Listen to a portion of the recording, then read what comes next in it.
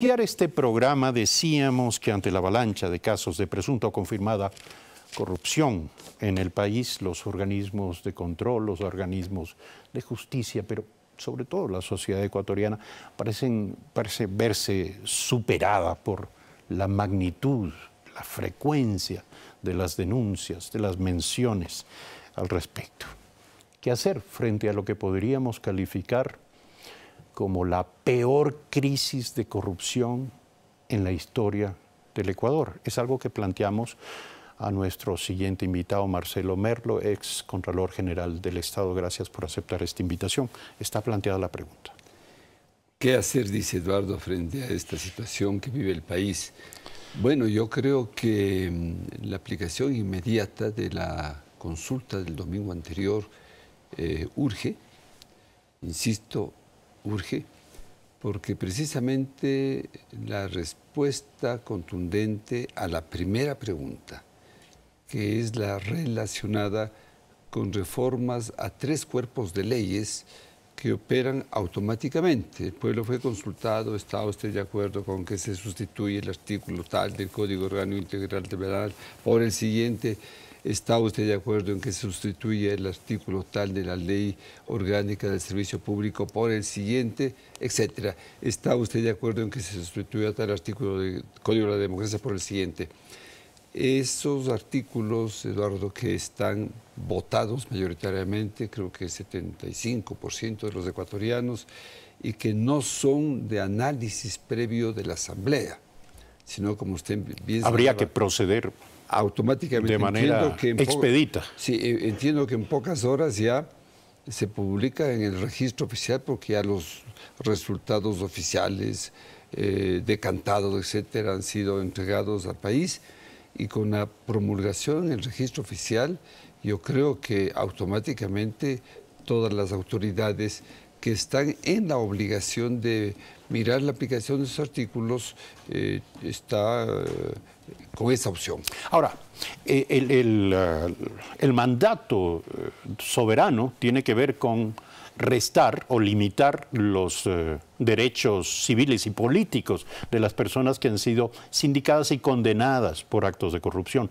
Esto es, y como usted decía, el resultado de la votación en esta pregunta refleja la demanda pública al respecto.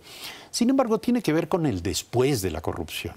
Y no solo el después de la corrupción, el después de la investigación y del juicio y de la condena, lo cual entraña un tortuoso camino. La pregunta es qué hacer en el antes. ¿Cómo evitar o disminuir la incidencia de la corrupción en el país? Bueno, en su inteligente pregunta hay 2 vertientes de respuesta que no se excluyen. En el antes, yo creo que el presidente Moreno ha dado muestras fehacientes desde el primer día que llegó al poder, en que en su gobierno se aplicará una cirugía mayor a la corrupción, y él insistió, la de antes, la de ahora y la que venga.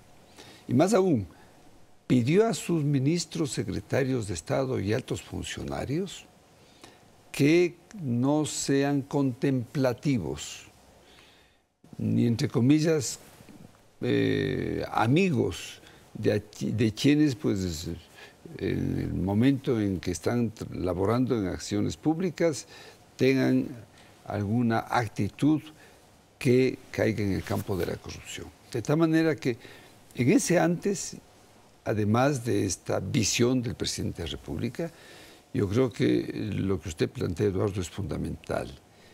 En el Ecuador,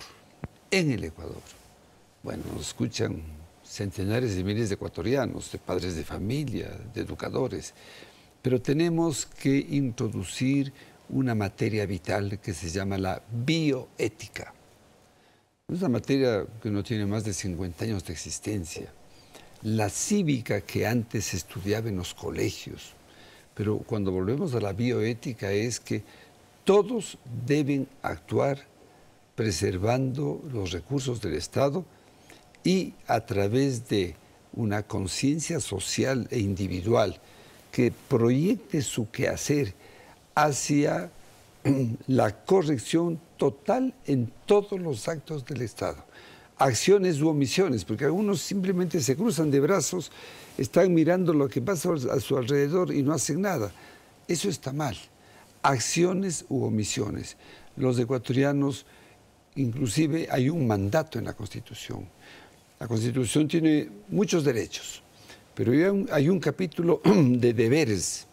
Y entre esos deberes, Eduardo, algo que en una reunión que tuvimos en la Comisión Nacional Anticorrupción con nuestros mandantes, que son los trabajadores sindicalizados, el FUD, la CONAIE, etcétera, hay un mandato por el cual todo ecuatoriano está obligado, tan pronto tenga conocimiento, a denunciar actos de corrupción, so pena de convertirse en cómplice con su silencio. Hay que fomentar la acción ciudadana en esta materia. Sí. No es que estemos hablando de una delación fenomenal, que todo el mundo comience a delatar.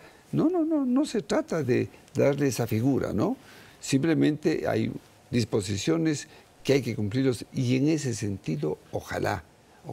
Así como, por ejemplo, en la ciudad de Guayaquil, ojalá que en Quito, ya se ordenó que los policías que andan en las calles, que se pasaban con los teléfonos avisando, adelante hay uno que está con el cinturón desabrochado, adelante, en lugar de estar mirando qué pasa el tránsito ese instante, evitando choques, y ojalá en Quito pues ahora se haga lo mismo con los policías municipales, y cuando uno está manejando y mira que un conductor comete una infracción, pues hay que... Esto ya tiene que ver con otras dimensiones de la cultura ciudadana, tiene que ver con una noción clara, definida del interés público, de aquello que va más allá del interés meramente individual. Y eso es importante ahora, Eduardo. Mire, cuando yo ejercí la Contraloría General del Estado y visitaba el país, pedía a los ciudadanos de las ciudades, de los pueblitos, miren, ¿de qué sirve que venga un auditor después de 4, 5, 6, 7 años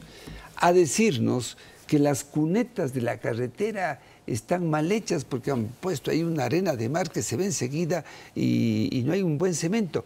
Ahora que se está construyendo y que ustedes van a ser los perjudicados, porque si hay un problema de inundaciones, sus casas corren riesgo, ahora avisen, denuncien. Es decir, las cosas tienen que manejarse en ese sentido. Porque educación y acción pública. Dos ideas clave que usted nos deja esta mañana. Todos los ecuatorianos, respecto a su pregunta, así es. 7 de la mañana, 47 minutos. Gracias por aceptar la invitación a este programa. Es sin duda un debate abierto. No es algo que se pueda concluir en tan breve conversación. Y sobre esto tenemos que pronunciarnos muchísimos ciudadanos. En próximas entregas nos estaremos ocupando de algunos modelos o ejemplos en el mundo de procesos institucionales de lucha contra la corrupción desde lo profundo, desde la cultura, como en Singapur, en Nueva Zelanda y otros del mundo que podrían perfectamente servir de inspiración para lo que en este momento es una necesidad impostergable en nuestro país, construir una nueva mentalidad, un nuevo comportamiento público, ciudadano, individual y colectivo frente a este azote de la corrupción en el país. Gracias, doctor Merlo, por aceptar esta invitación. Gracias. 7 de la mañana, 48 minutos, perdón a nuestros compañeros. Nos hemos pasado por poco tiempo. Les invitamos para mañana, como siempre, desde las 6:55 de la mañana en Primera Impresión. Buenos días.